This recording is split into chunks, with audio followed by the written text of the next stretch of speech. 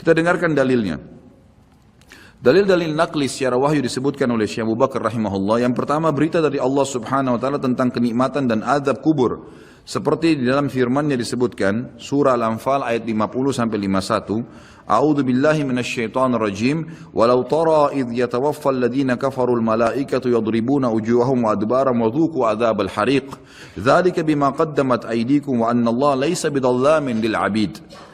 Kalau kamu melihat, kalau seandainya kalian bisa melihat, kata Allah Azza wa Jal, bagaimana para malaikat mencabut jiwanya orang-orang kafir dan memukul, seraya memukul muka dan belakang mereka, bokong mereka. Dan dikatakan pada saat itu, rasakanlah oleh kalian siksa neraka yang membakar. Tentulah kalian akan merasa ngeri. Demikian itu disebabkan oleh perbuatan tangan kalian sendiri. Sungguhnya Allah sekali-kali tidak menganiaya hambanya.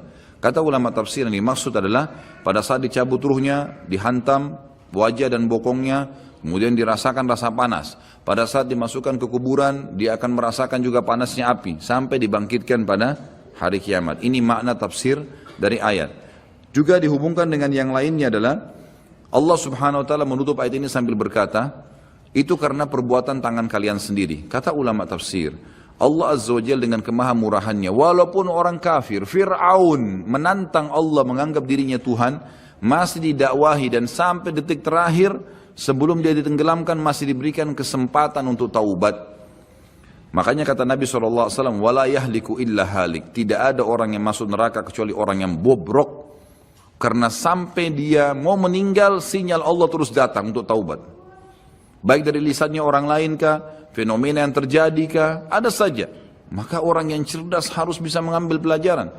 Teman-teman, ulama juga menitikberatkan begini. Setiap azab Allah akan datang yang besar, Allah selalu datangkan azab yang kecil sebagai peringatan. Allah datangkan azab yang besar setelah datang tahapan-tahapan yang kecil. Harus sadar.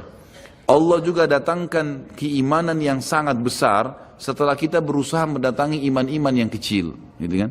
Berbuat dulu amal-amal soleh, nanti Allah akan datangkan keimanan. Terus kita jaga, akan datang keimanan yang besar sekalian, yang akhirnya kita sudah betul-betul siap untuk berkorban di jalan Allah subhanahu wa ta'ala.